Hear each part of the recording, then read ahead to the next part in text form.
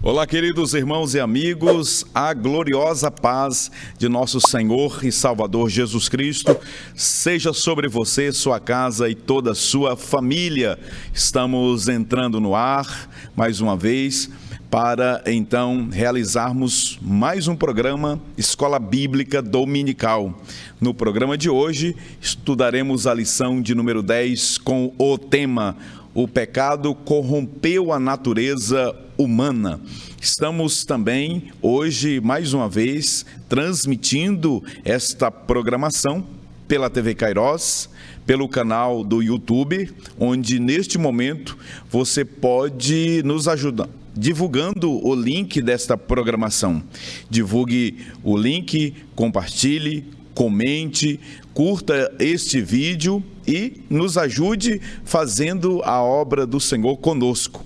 No programa de hoje, portanto, nós iremos nos debruçar sobre um tema extremamente relevante para a fé cristã, analisando esta doutrina soteriológica em companhia da martiologia. Esses dois temas serão tratados na lição de hoje, mais precisamente a martiologia.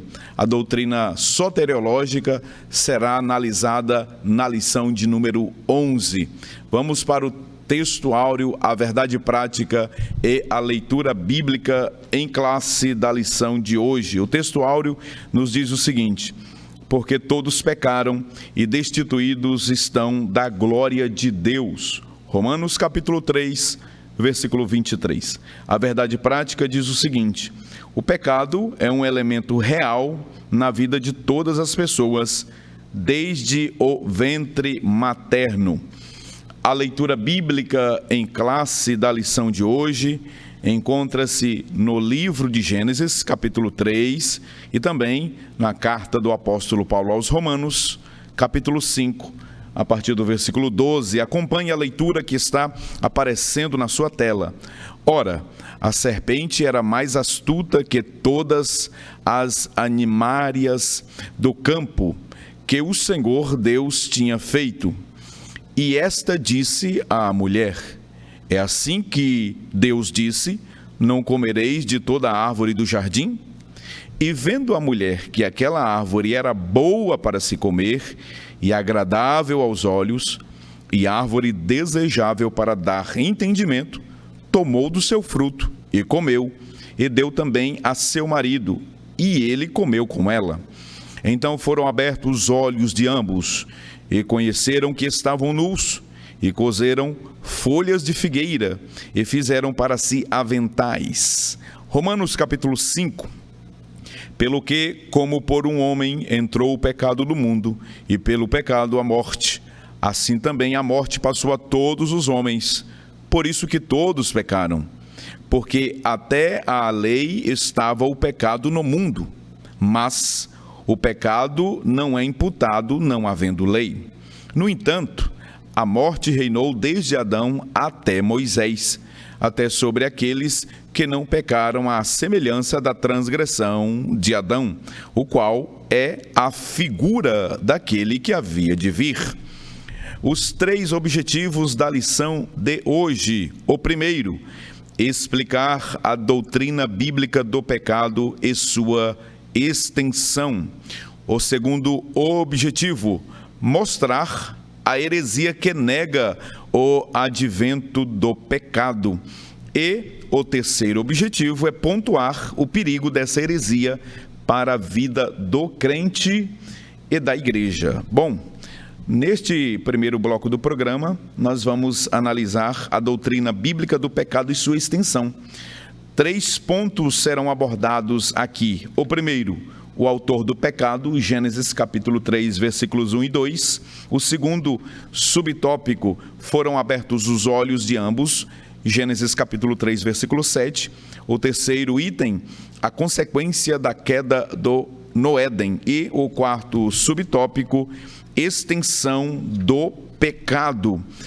Muito bem, no programa de hoje, portanto, nós iremos estudar a realidade do pecado, é o tema do programa de hoje, onde nós iremos estudar o pecado, ele corrompeu a natureza humana.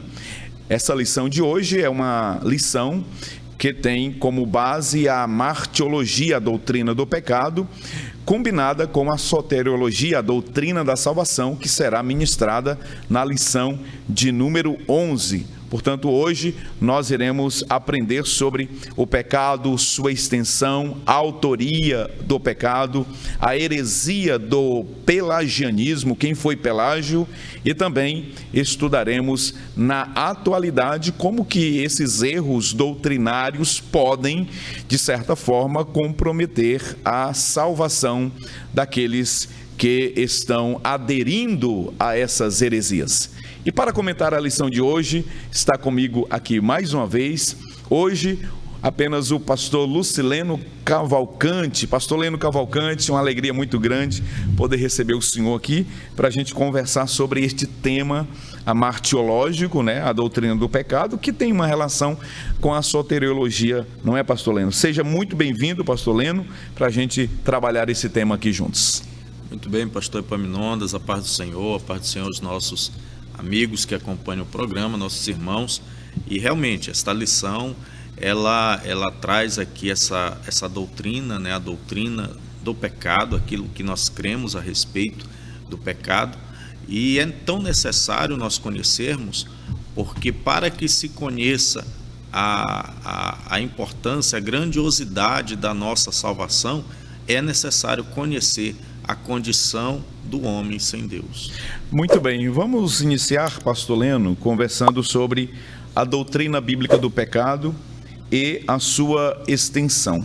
O pastor Ezequias Soares, ele tratou aqui no primeiro subtópico de falar da autoria do pecado, Gênesis 3, capítulo 3, versículo 1 e 2, e a ideia básica aqui é falar sobre quando que o pecado entrou na raça humana, não necessariamente a origem do pecado. O pecado, ele é preciso ser dito que ele teve origem no mundo angelical. O pecado, ele teve início a partir de Lúcifer, que foi criado por Deus, um anjo santo, portanto, um anjo bom, mas que pelo mau uso do livre-arbítrio, ele pecou contra Deus. As referências bíblicas que tratam sobre a origem do pecado, elas, na maioria das vezes, são textos que são mal interpretados e que, se nós tomarmos esses textos e contextualizarmos com passagens do Novo Testamento, nós vamos claramente chegar à conclusão que a autoria do pecado está no mundo angelical. Os textos, pastor Leno, basicamente, que são utilizados para falar, não é, da origem do pecado, é Isaías capítulo 14, Ezequiel capítulo 28, e também primeira carta de Paulo a Timóteo, capítulo 3 e o versículo 6, onde Paulo ali dá-nos a entender que o primeiro pecado, o pecado que dá origem a todos os outros pecados, por assim dizer, é o orgulho. Quando Paulo diz em 1 Timóteo 3 e 6, falando do obreiro, que o obreiro ele não pode ser neófito, para que ele não incorra no pecado de Satanás, no erro de Satanás. E aí ele diz que o obreiro não pode ser neófito para que ele não se ensoberbeça, dando a entender que a soberba, que o orgulho foi o pecado que fez com que Lúcifer, que era um anjo bom, ele pecasse, e a partir também deste pecado, ele então levasse uma terça parte dos anjos de Deus também a pecarem. Esse texto bíblico está em Apocalipse capítulo 12, onde nós temos ali o apóstolo João, por revelação de Deus, tendo uma visão retrospectiva de onde o pecado teve ali origem. Portanto, em hipótese alguma, pastor Leno, nós podemos dizer que o pecado, ele teve origem em Deus, como alguns querem inferir. Nós temos alguns teólogos que chegam ao desvaneio de apontar a autoria do pecado para Deus, citando passagens, por exemplo, como Isaías 45:7, onde aquele texto diz que Deus criou o mal. Mas nós precisamos analisar o contexto. A palavra mal e pecado, ela tem, pastor Leno, várias palavras que são utilizadas no texto hebraico para falar de pecado. E uma dessas palavras, ela foi utilizada lá em Isaías capítulo 45, versículo 7, falando do mal. E aquele mal ali, que mal é aquele? É o mal moral ou o mal enquanto punição, enquanto castigo? Quando você olha o contexto, Deus ali, quando cria o mal ali não é mal moral, não é mal pecado. O mal ali é um mal punição, é um mal enquanto a justiça de Deus em decorrência do pecado moral do homem. Dessa forma, nós podemos concluir, e os professores também de escola bíblica dominical devem ter este cuidado de jamais atribuírem a origem do pecado a Deus.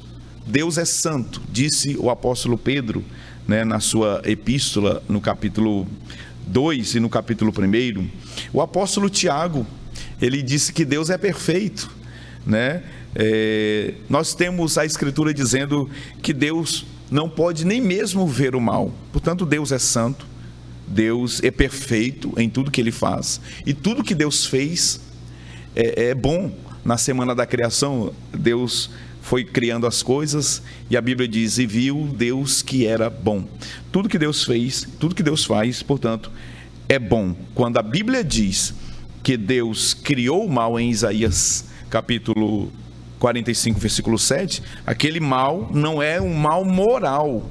O mal moral foi criado ou originado em Lúcifer, o anjo que caiu. Dessa forma, pastor Leno, nós temos então o pecado tendo origem no mundo angelical, mas que depois Satanás, ele tenta os nossos pais, e aí o pecado agora tem entrada na raça humana.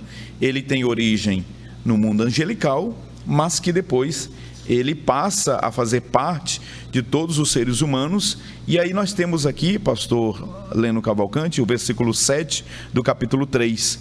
Foram abertos os olhos de ambos. A serpente estava lá, e o apóstolo João, em Apocalipse 12, nos revela que aquela serpente era o próprio diabo, né, Satanás, e ali começa, pastor Leno, a tentação para que o pecado agora também fizesse parte da natureza humana. Comente sobre esse segundo subtópico.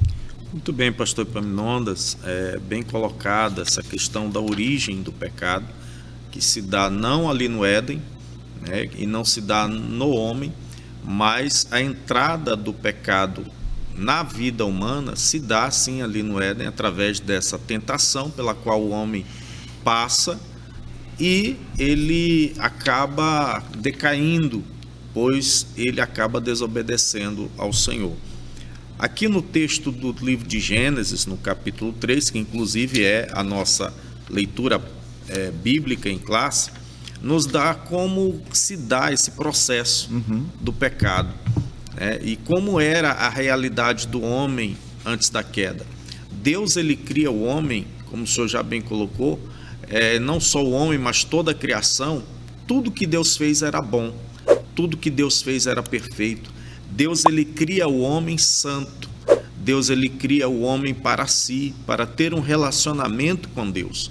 E esse relacionamento com Deus se baseava numa liberdade de escolha que o homem tinha para obedecer a Deus, para ter e manter essa comunhão com Deus.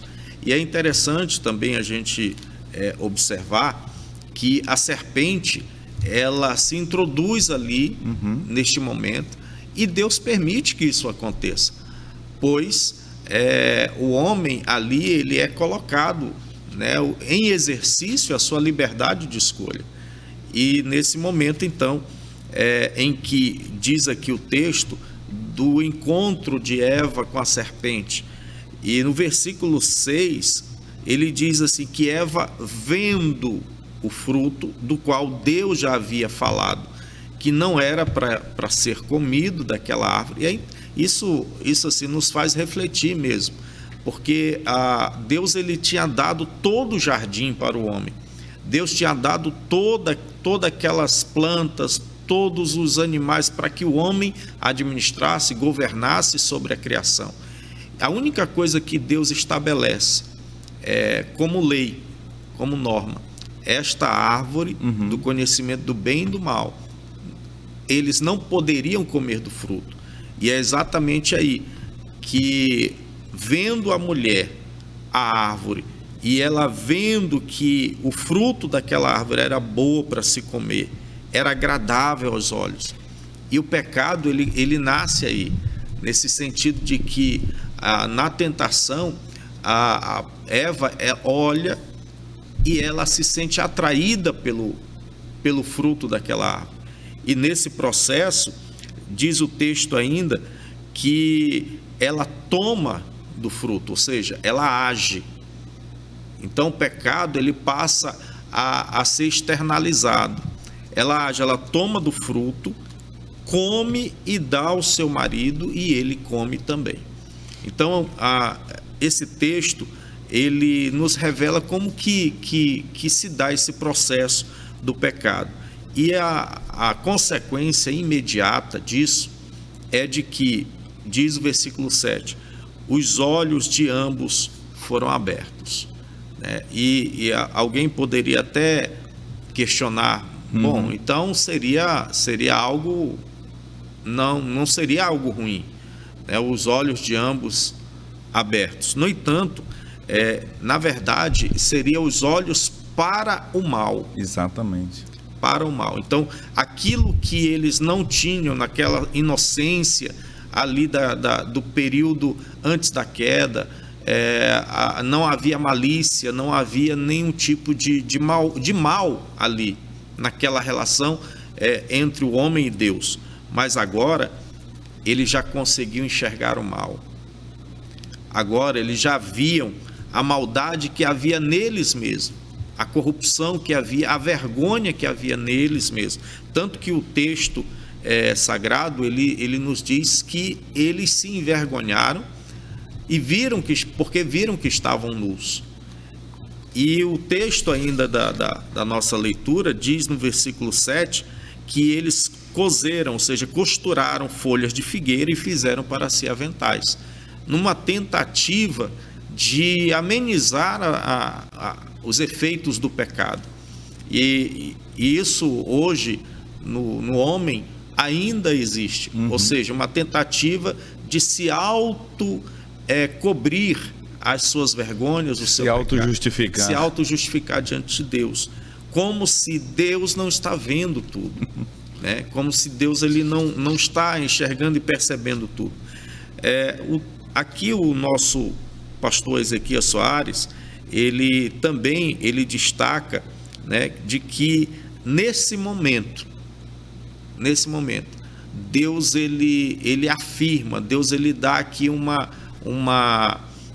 promessa, que é a promessa de redenção, né? Gênesis 3,15. Né?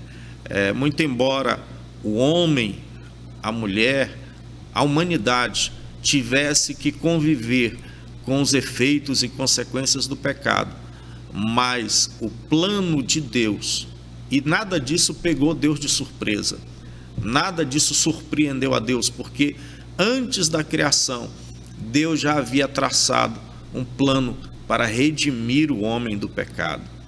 Então, e tudo isso acontece pelo grande amor de Deus.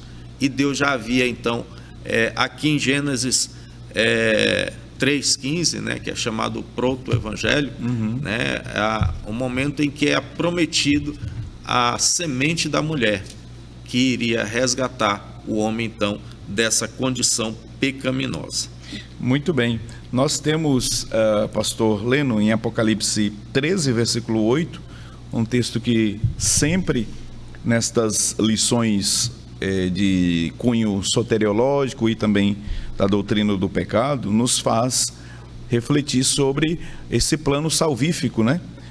O Cordeiro que foi morto desde a fundação do mundo, ou seja, o Cordeiro de Deus morto desde a fundação do mundo nos faz pensar aquilo que o Senhor pontuou muito bem. Deus não foi pego, tomado de surpresa por uma falha, por um erro dos nossos pais, né? Deus já havia providenciado por presciência um escape, salvação para a humanidade. O Cordeiro de Deus morto desde a fundação significa dizer que todos aqueles que no futuro sacrificassem cordeiros estariam fazendo pela fé um sacrifício no Cordeiro que viria, ou seja, o Senhor Jesus. O próprio Deus, ele fez isso em Gênesis 3:21. Matou um animal, né? Tirou ali a pele daquele animal e envolveu Adão e Eva, os cobriu. Eles queriam se cobrir com folhas, né, de figueira, aquilo que o senhor falou muito bem, a tentativa de se auto-justificar. O pecador, ele sempre está tentando se auto-justificar diante de Deus. Mas veja que Deus providenciou as vestes adequadas para que eles pudessem estar aptos para então, diante de Deus, serem ali, se apresentarem diante de Deus. E aí, pastor Leno, nós temos esse desastre que o pastor Ezequias Soares pontua aqui, né? O desastre da humanidade, o maior desastre da humanidade foi a queda. E aí nós temos as consequências da queda no Éden. Quando nós falamos das consequências da queda no Éden aqui, logicamente nós estamos nos referindo à palavra, o termo queda, que é um termo técnico para indicar naturalmente a queda, a entrada do pecado na raça humana. Nós já falamos aqui que o pecado, ele, quando entra na raça humana, a partir de Adão, ele já existia, né? O pecado, ele não tem origem em Adão. Agora, na raça humana, a partir dele, sim, a queda tem ali esse significado de falar-nos que o pecado, ele passa a ter existência na vida e na raça humana a partir dos nossos pais, o cabeça federal da humanidade. E as consequências?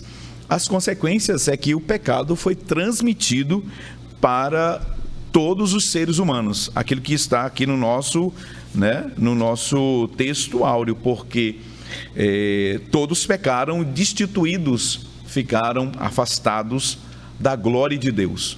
O pecado, portanto, agora, ele faz parte de toda a raça humana.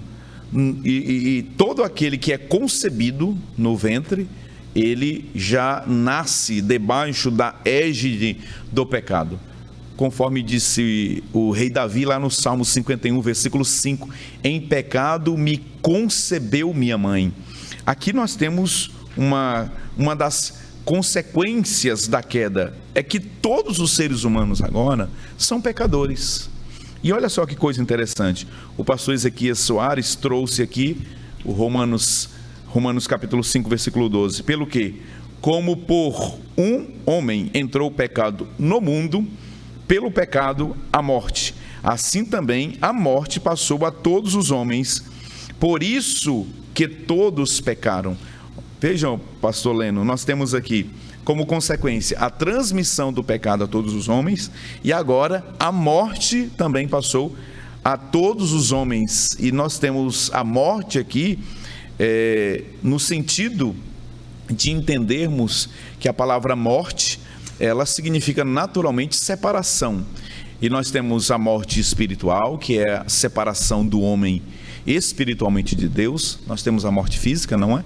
Que é a separação do corpo, da alma e do espírito, e a morte eterna, que é a separação eterna de Deus. Pastor Leno, nós também podemos falar na extensão do pecado, não é? Que é o quarto item que nós precisamos trabalhar aqui, Fale sobre essa extensão do pecado depois dessas consequências terríveis.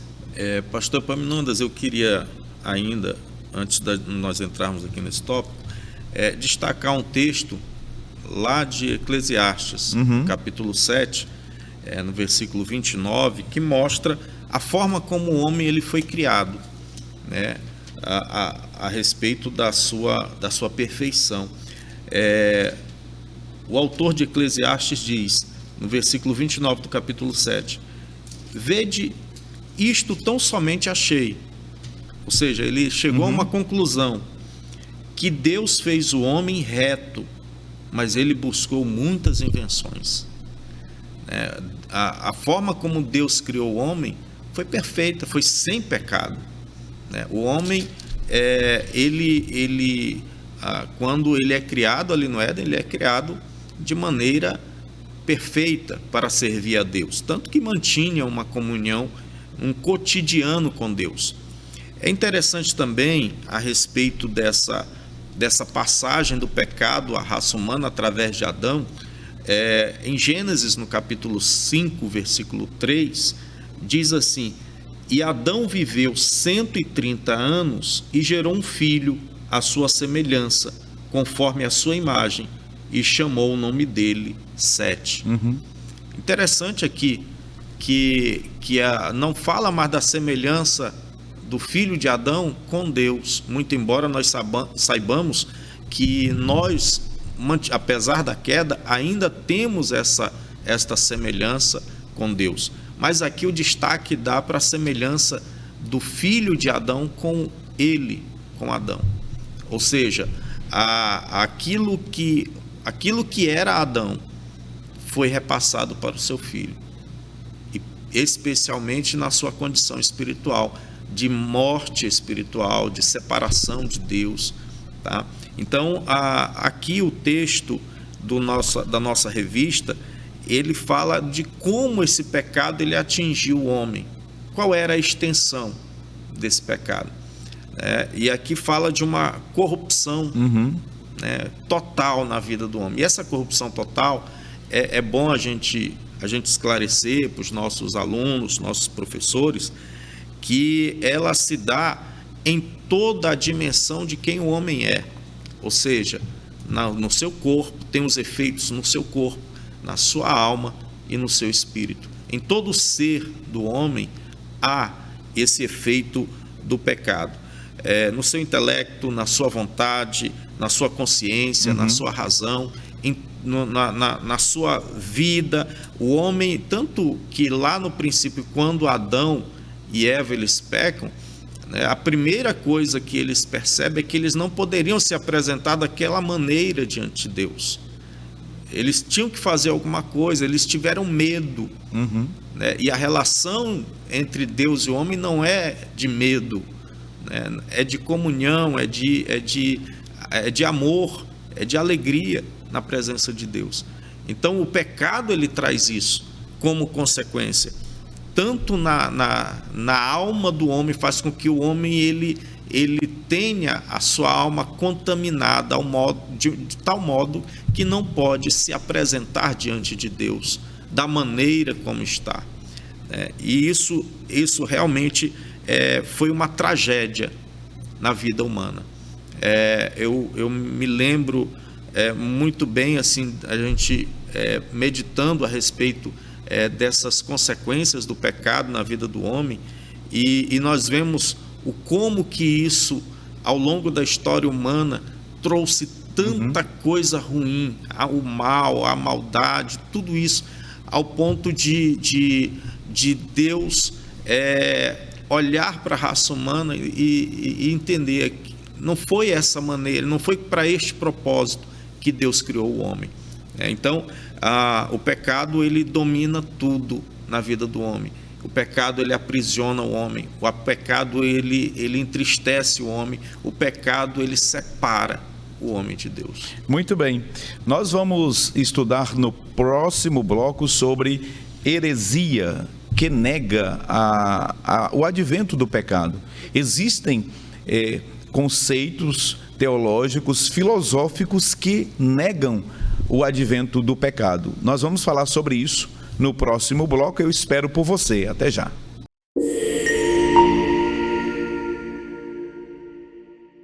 Estamos de volta com o segundo bloco do programa Escola Bíblica Dominical. Hoje, estudando a lição de número 10, que tem como tema: o pecado corrompeu a natureza humana.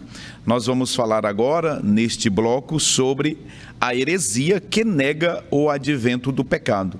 E 2 pontos são aqui destacados pelo comentarista, o pastor Ezequiel Soares, e nós vamos discuti-los aqui. O primeiro ponto é o pelagianismo.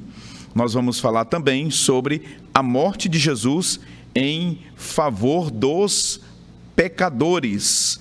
Nesse primeiro ponto da lição, pastor Leno Cavalcante, nós vamos agora falar sobre uma heresia terrível, né? Que comprometeu por muito tempo a pureza doutrinária da soteriologia, não é? Que é o pelagianismo.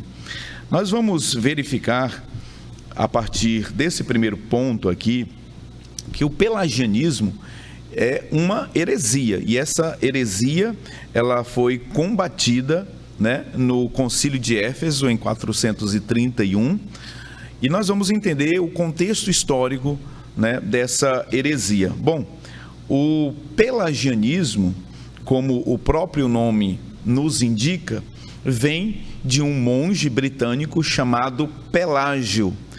Pelágio, ele teve uma percepção um tanto quanto diferente de tudo aquilo que os apóstolos escreveram, os pais da igreja também escreveram sobre a origem do pecado.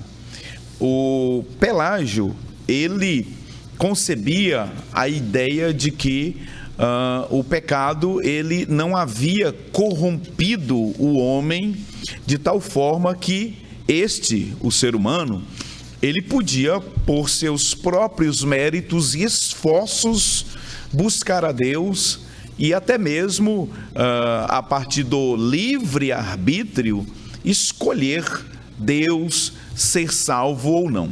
Desse modo, o Pelágio entendia que a salvação, ela podia naturalmente ser adquirida por exemplo, mérito, por obras humanas.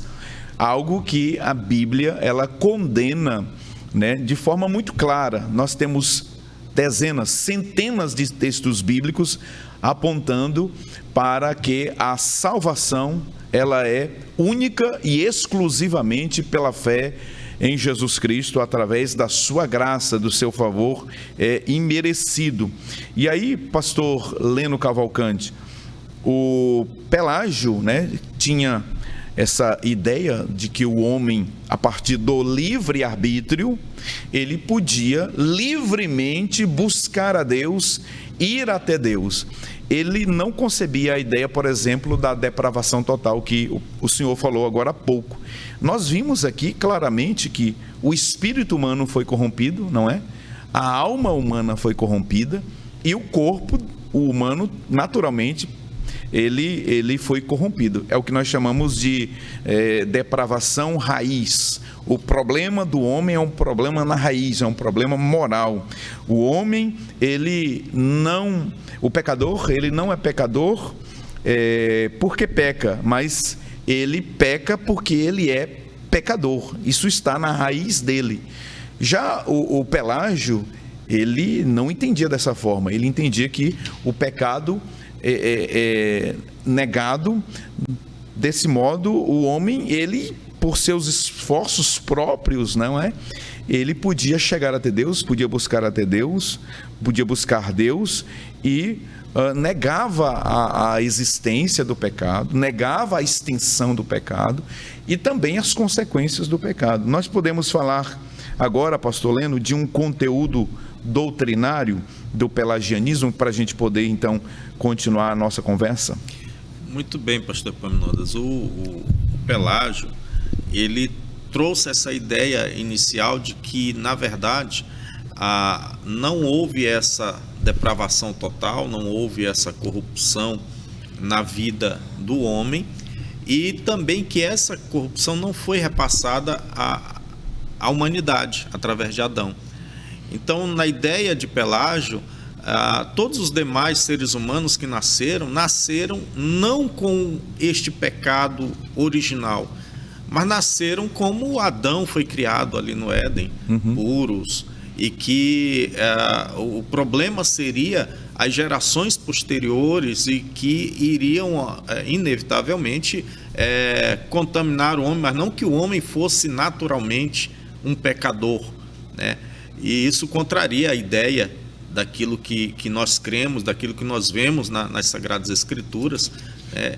E isso tem uma consequência doutrinária, porque se o homem ele não houve uma depravação total a respeito da sua condição espiritual, nesse caso o homem tem a possibilidade de, por seu próprio mérito ou por sua própria vontade, buscar a Deus.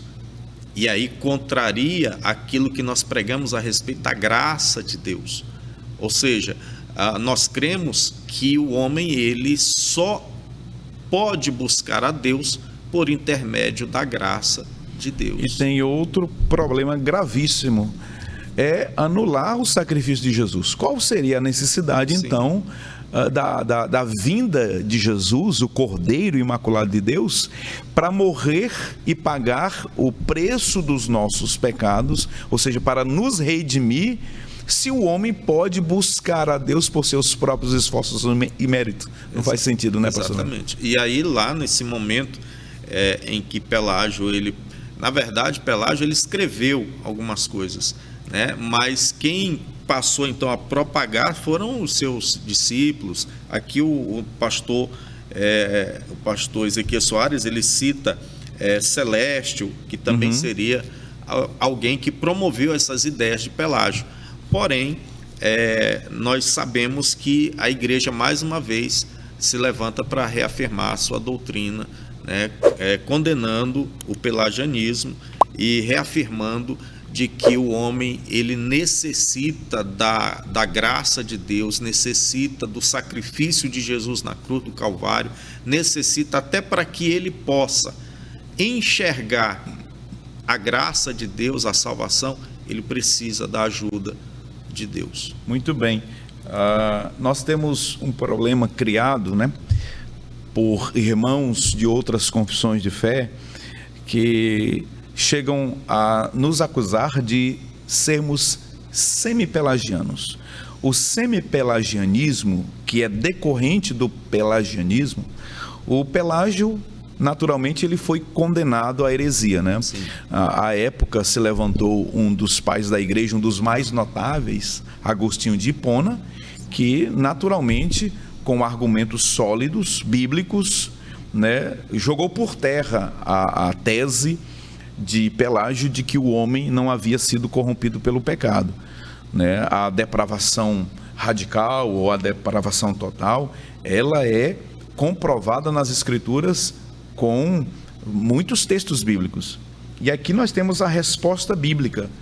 Enquanto que Pelágio negava o pecado original, né, aquele que veio com a queda de Adão, a Bíblia, a palavra de Deus, nos afirma claramente, Romanos 5,12, nós já lemos esse texto aqui, mas não custa nada novamente a gente fazer a leitura desse texto. Pelo que? Como por um homem entrou o pecado no mundo, e pelo pecado a morte, né? Assim também a morte passou a todos os homens. O texto áureo da lição diz que todos pecaram. Então, negar, não é, pastor Leno, a extensão do pecado, corrompendo o espírito, alma e corpo do homem, é negar aquilo que está na Escritura com muita clareza. E não tem como, pastor Leno, brigar com o texto, não é verdade? O texto está muito claro, falando sobre essa corrupção total do homem. Verdade, pastor. E o senhor citando aí o semipelagianismo, né, que também foi condenado, né, também pela igreja posteriormente, não é aquilo que nós cremos. Sim. Né? Mas assim, por uma, vamos dizer assim, uma falta de conhecimento a respeito daquilo que nós cremos, há essa confusão. Mas o semi-pelagianismo era uma tentativa de conciliar os ensinos de Agostinho com o de Pelágio, né? E isso afirmando que realmente havia uma corrupção, só que essa corrupção não seria total, seria parcial, e que havia ainda no homem a possibilidade do homem, mediante as suas próprias decisões, o homem se chegar a Deus, né? Isso seria o que o semi-pelagianismo, a grosso modo, cria, né? Mas nós cremos, o que nós cremos, diferentemente disso, é de que o homem ele foi corrompido totalmente. Realmente o homem por si mesmo, pelas suas próprias obras, ele não consegue se chegar a Deus. O apóstolo Paulo, ele escreve aos Coríntios, ele diz que o homem ele está cego espiritualmente. O homem ele não consegue enxergar por si mesmo. Escrevendo aos Efésios, ele diz que nós estávamos mortos em nossos delitos. Capítulo 2, versículo 1, não é? Isso. Nós estávamos mortos em nossos delitos e pecados. Então, aquilo que nós pregamos a respeito do pecado é que não há possibilidade alguma do homem por si mesmo ele conseguir ao menos enxergar esta salvação. E aí, conforme nós vamos estudar na lição do próximo domingo, né, a respeito da salvação, nós vamos perceber que Deus, assim, de forma maravilhosa, se revela nas Escrituras, e pela pessoa bendita do Espírito Santo, ele nos convence do pecado, da justiça e do juízo. Romanos capítulo 7, pastor, lendo o versículo 15, porque o que faço não o aprovo, pois o que quero, isso não faço, mas o que aborreço, isso faço. E se faço o que não quero, consinto com a lei que é boa. De maneira que agora já não sou eu quem faço isto, mas o pecado que habita em mim. Então veja que o apóstolo Paulo está dizendo com isso aqui, é que as nossas vontades, elas são inclinadas moralmente para o pecado, indicando claramente que as nossas emoções, desejos, vontades estão naturalmente corrompidos pelo pecado. E aí, outros irmãos de confissão de fé diferente da nossa, chegam a nos acusar de sermos semi-pelagianos, né? Aquilo que o pastor Leno já colocou muito bem aqui, a tentativa de conciliar o que o Pelágio ensinava com o que o Santo Agostinho refutou. O semi-pelagianismo, ele tem uma característica, pastor Leno, que às vezes, equivocadamente, a gente ouve por aí, mas não é o que nós ensinamos, não é o que a nossa confissão de fé ensina. Nós não somos semi-pelagianos e nem pelagianos, nós somos bíblicos. Quando você ouve, por exemplo, na pregação, alguém dizendo mais ou menos assim: dê o primeiro passo para Deus, que Ele dará o segundo passo para você. Essa era a ideia dos discípulos de Pelágio. Os discípulos de Pelágio, os semi-pelagianos, eles diziam o seguinte: não, o homem, ele foi até corrompido pelo pecado, mas o homem, por sua vontade livre, ele pode buscar a Deus independentemente da graça. Ou seja, ele depende da graça, mas ele precisa e ele pode necessariamente dar o primeiro passo. Não é isso que a Bíblia diz. O pastor Leno falou muito bem aqui sobre as nossas vontades e emoções serem corrompidas pelo pecado. Logo, nós estamos mortos pelos nossos pecados, Efésios 2:1. Se o homem está morto, naturalmente ele não consegue dar o primeiro passo para Deus. E aí veio então os ensinos de Jacob e Armínios. O arminianismo, que é a doutrina ou a percepção teológica de como que a salvação se processa, como que se dá, né, a mecânica da salvação, como que se processa isso em nós. Jacob Armínio, ele então nos ensinou, e nós temos como base soteriológica os ensinos de Jacob Armínio, ele ensinou a doutrina da graça preveniente, que nós mesmo mortos pelos nossos delitos e pecados, ao ouvirmos a palavra de Deus, nós temos a nossa vontade, que era corrompida pelo pecado, aquilo que ele chamou de arbítrio liberto. O nosso livre-arbítrio, ele é restaurado para que nós possamos então responder positivamente ao chamado para a salvação ou negar. Mas nós, por nossos méritos, por nossos esforços, por nossas vontades, nós não podemos buscar a Deus livremente, porque estamos mortos nos nossos delitos e pecados. Mas a graça restaura, a graça liberta o arbítrio que estava corrompido pelo pecado. E agora, pastor Leno, esta graça, ela possibilita que nós até mesmo rejeitemos o Senhor Jesus.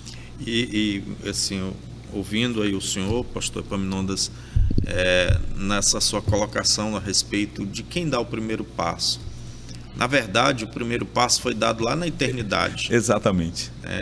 Quando tudo foi projetado por Deus, em que a Trindade Divina, o Pai, o Filho e o Espírito Santo, tudo já estava arquitetado para a redenção do homem.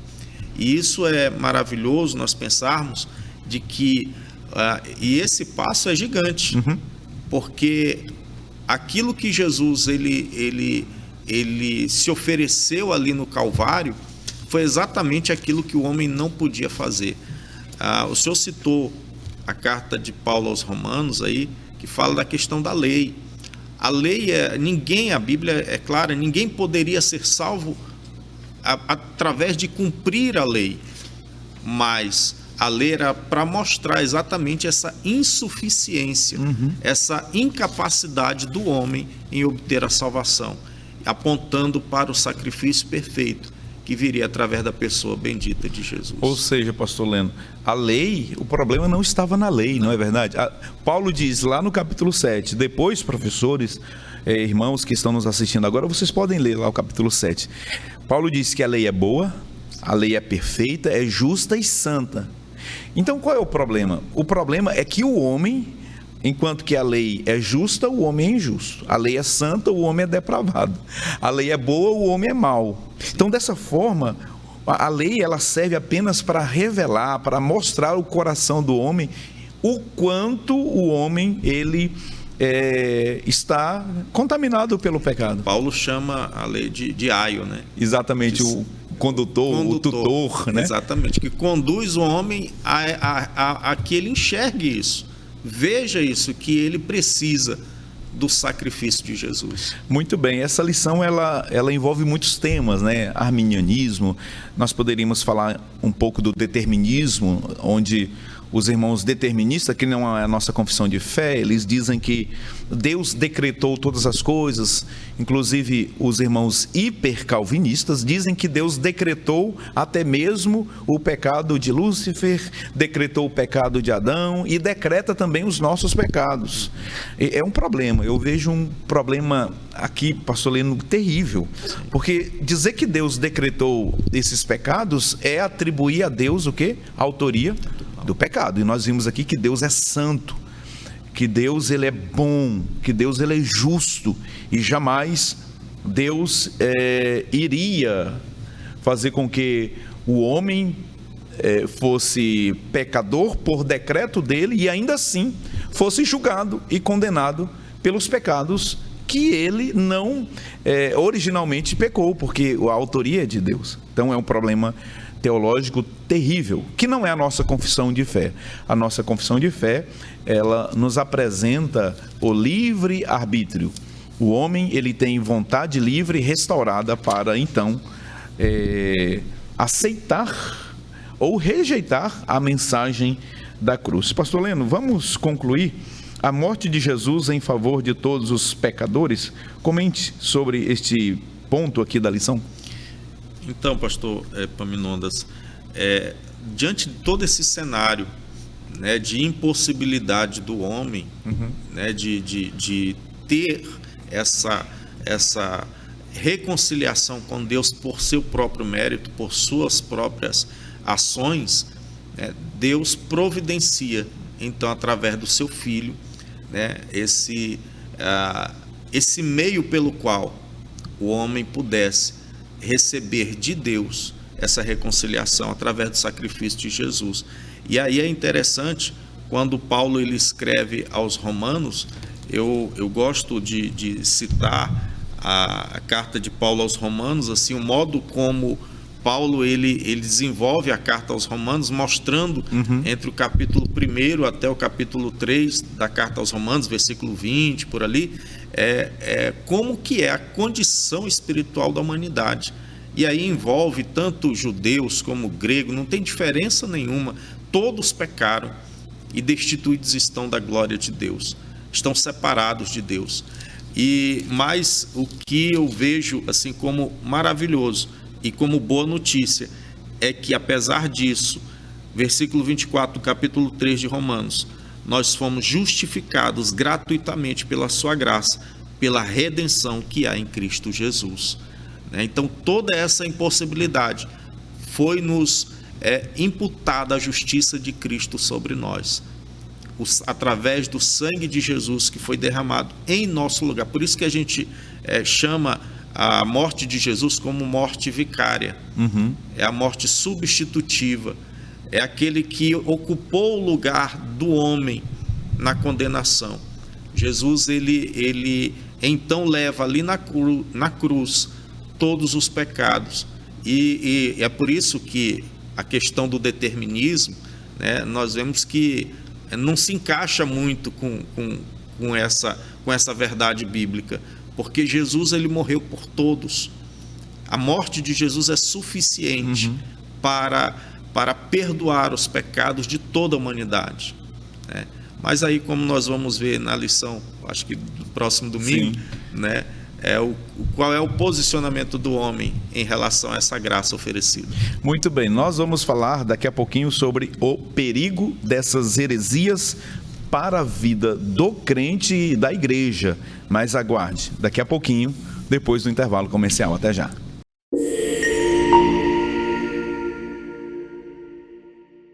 Queridos irmãos e amigos, estamos de volta com o terceiro e último bloco do programa de hoje. Estamos estudando a lição 10, esta lição onde o assunto principal versa sobre a martiologia, a doutrina do pecado. O pecado corrompeu a natureza humana. Obrigado por você estar conosco até agora, acompanhando esta edição do programa Escola Bíblica Dominical. Aproveita este momento, compartilha o link deste programa, curta este vídeo, comente, deixe seus comentários aí nesse espaço que é reservado para a nossa interação. Vamos para o mapa mental deste terceiro tópico da lição, onde o assunto agora é o perigo dessa heresia para a vida do crente e da igreja. Que heresia? Do pelagianismo, do semipelagianismo, que nega, né, a extensão do pecado ou mesmo o pecado original. Aqui nós vamos verificar pensamentos pelagianistas em nossos dias, como que esses pensamentos eles estão se reproduzindo através de grupos religiosos, e também vamos verificar o segundo subtópico para encerrar o programa de hoje, o perigo. E aqui, pastor Leno, os pensamentos, né, dos pelagianistas, que atravessou séculos. Pelágio, ele deu início, né, a essa ideia herética, negando o pecado original, passou pelos semipelagianos, mas na atualidade existem grupos, não é, pastor Leno, que em nossos dias negam também o pecado e as suas consequências. Verdade, pastor Epaminondas, e são diversos, né? Desde religiões orientais, aqui o pastor Ezequias Soares cita as religiões que creem na reencarnação, né? No espiritismo, enfim, que negam essa queda do homem, né? Outros, como o da ciência cristã, que negam a própria existência do pecado. A Igreja de Jesus Cristo dos Santos dos Últimos Dias, os Mormons, né, que não creem que essa transgressão de Adão tenha repassado para a humanidade. Nós temos o movimento Nova Era, que engloba crenças orientais também, que tentam tirar essa culpa do homem, né? Anular essa culpa. Dizem que o homem, essa questão da culpa por causa do pecado tem que ser retirada do homem, que é isso que oprime o homem. Temos também hoje, de forma mais atual, mais moderna, um chamado evangelho coach, né? que também anula essa questão da culpabilidade do homem e dessa natureza pecaminosa do homem. Enfim, hoje em dia, a mensagem de Pelágio de que o homem, a humanidade não teria recebido essas consequências do pecado, elas estão se multiplicando por diversos ramos.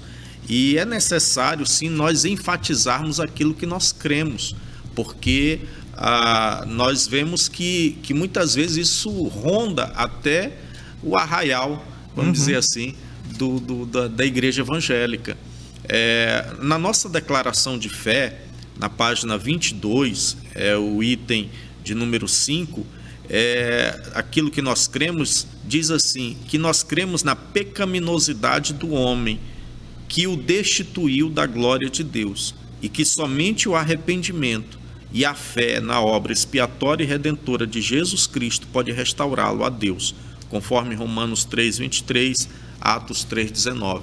Então nós temos em definição daquilo que a nossa fé é professada, ou seja, de que realmente o pecado é uma realidade, é uma tragédia na vida do homem, porém nós temos a certeza de que a graça de Deus, através do sacrifício de Jesus, é suficiente. Muito bem.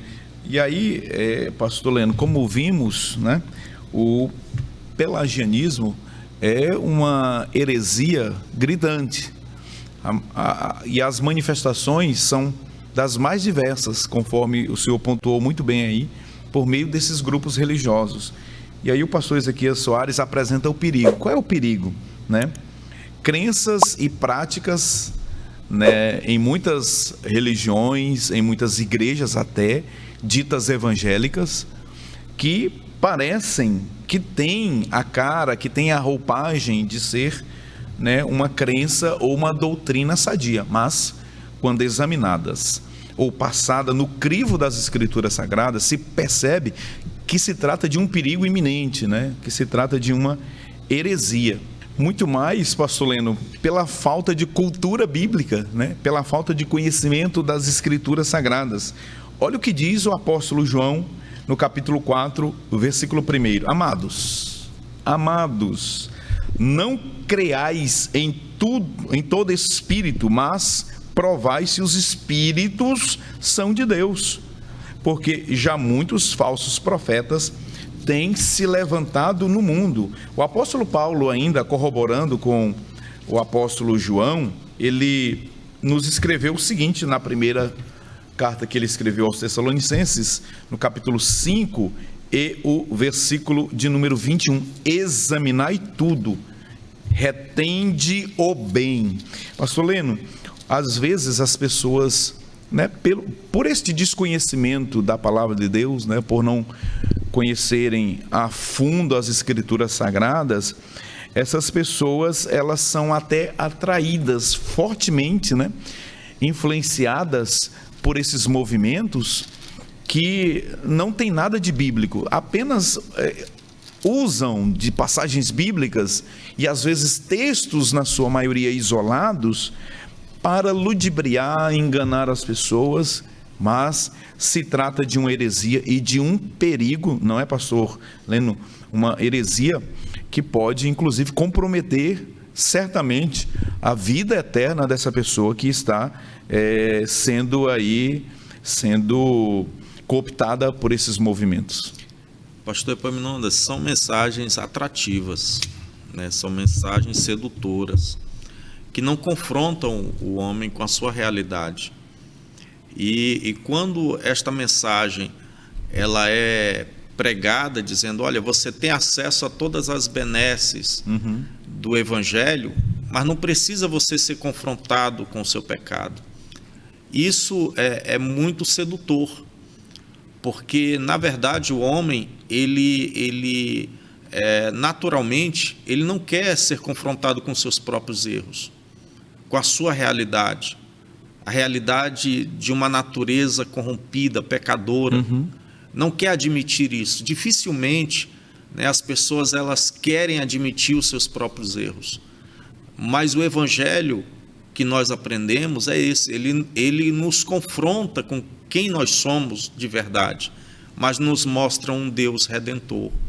Mas nos aponta, apesar de nos revelar quem nós somos, mas aponta para um Jesus maravilhoso, amoroso, que pagou o preço para que nós pudéssemos ter novamente aquilo que foi perdido lá no Éden, que é a nossa comunhão com Deus.